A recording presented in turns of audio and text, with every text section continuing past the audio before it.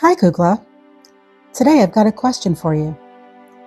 Why do we need someone to call us to feel okay? That's what I want to talk about. Because some truths don't shout. They sit quietly until you're ready to admit them. And here's one. Let me start with a story, though. I got a phone call last week. Random number. On the other end, a woman. Very warm, very pleasant. She told me she was a volunteer. Her job was spreading joy. She said there's so much happening in the world right now. So many people are struggling, worried. She wanted to check in, make sure I was okay. I told her I was fine. She asked what gave me so much optimism. And here's where I want to stop. Because I didn't answer her. Not because I don't have optimism. I have plenty. But because I was standing in my kitchen, rag in hand, already feeling fine, already settled, already okay. And I thought, why would I need a stranger to call me and give me that question? Why do we need someone to call us to feel okay? That's what this whole video is about. Because the call itself didn't bother me. What bothered me was that it made complete sense. I've been watching people for a long time. It's one of the advantages of age that nobody tells you about. You start to see patterns across decades, not just moments. And here's what I've watched happen slowly, so slowly that most people didn't notice. People stopped trusting themselves to handle their own interior weather. Not the big storms. I'm not talking about grief or crisis, or the kind of loss that genuinely requires other people to help you stand. And if that's where you are, take every hand extended to you, please. There is no wisdom, gold star, or trophy in suffering alone when help is available. I'm talking about the ordinary Tuesday, the regular morning, the day when nothing is catastrophically wrong and you still cannot access peace without someone providing it from the outside. A text to check in, a friend to confirm your feeling, a call from a stranger to remind you that life is okay. I've watched people become dependent on external input for their baseline emotional state.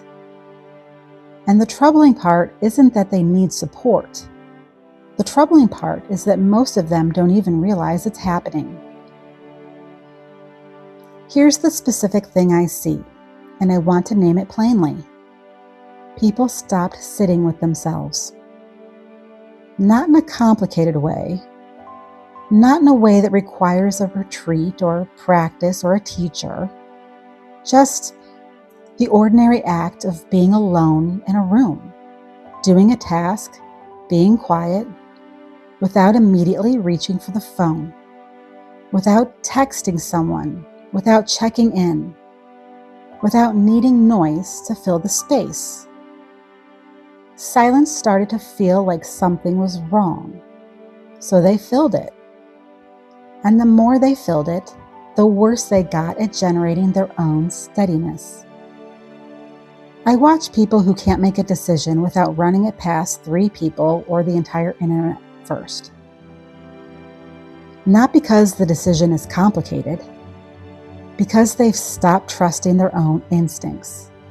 Because every time they sought reassurance instead of sitting with their own judgment, the instinct got a little quieter, a little less certain. Until now, it barely speaks. That's what constant validation does, Kugla. It doesn't support you. It slowly teaches you that you cannot be trusted.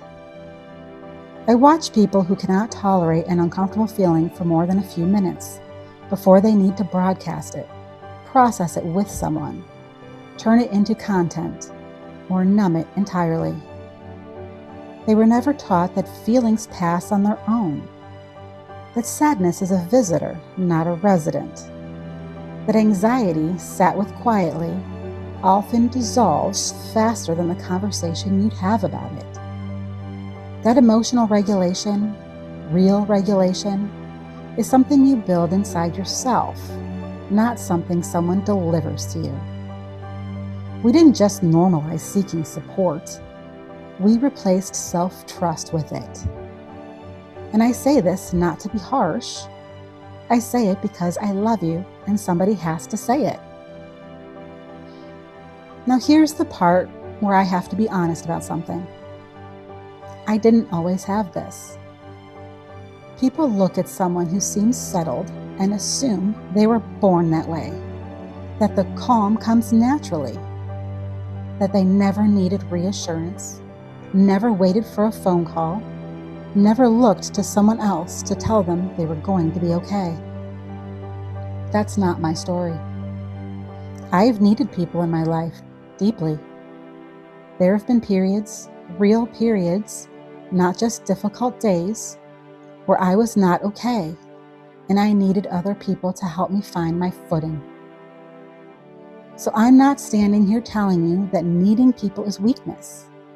What I'm telling you is there is a difference between needing people in the hard seasons and being unable to function on a regular Tuesday without external input. The first is being human. The second is a pattern worth examining. And the reason I know the difference is because I've lived on both sides of it. The version of me that needed constant reassurance was not a more loving version of me. She was a more frightened version of me. And at some point, I had to stop outsourcing my steadiness and start building it. I'm cleaning my refrigerator right now. Nobody asked me to. Nobody called to encourage me. Nobody is coming over to check on me afterward. I saw it needed doing. I'm doing it. And when it's done, I will feel good. Not because anyone told me to, but because I did something real with my own hands. That used to be enough for everyone. My mother, God rest her soul, didn't wait to feel okay before she started her day. She woke up before the sun, made her coffee in the same percolator pot she used for 30 years, opened the window, even in the winter, just a crack, and she stood there for a moment before anyone else in the house was awake. I asked her once what she was doing. She said, "I'm deciding the day is good before it has a chance to tell me otherwise." She wasn't naive. Her life was hard. She had carried things I only understood later when I was old enough to see them clearly. But she had something that I think we are genuinely losing now. The ability to regulate herself. To feel a hard feeling and not panic. To sit in silence without it meaning something was wrong. To generate her own sense of steadiness, not because she was numb, and not because nothing was difficult, but because she had practiced it every single day, in small, unglamorous ways that nobody saw and nobody applauded. That's what I want for you. Not isolation, not toughness that shuts people out. This. Know what actually settles you. Not what distracts you, what settles you. And build it into your life before you need it. Create a small routine that stabilizes you on ordinary days. So when a hard day comes, you already have something to stand on. Stop treating every uncomfortable emotion like an emergency requiring outside intervention. Let feelings move through you. They were designed to move through you. They only get stuck when you panic, slam the door, and call someone to help you hold it shut. Joy is not something you wait for someone to deliver. It's something you practice, quietly, daily. Like opening a window in the morning and deciding the day is good. That woman who called me was kind. I want to say that one more time because I mean it.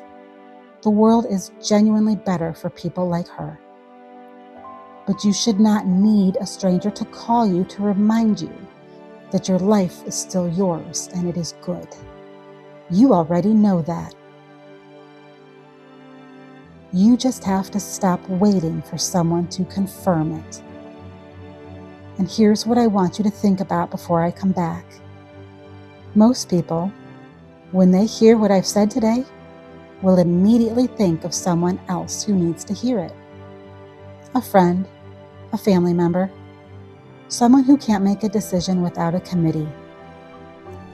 I want you to think about yourself instead. Because the version of this that lives closest to home, the reassurance seeking, the validation loop, the inability to sit quietly with your own thoughts, that one is quieter, harder to see. And it's worth looking at honestly. Stay with me. I'll see you in your second act. You don't have to rush, but you do have to be honest.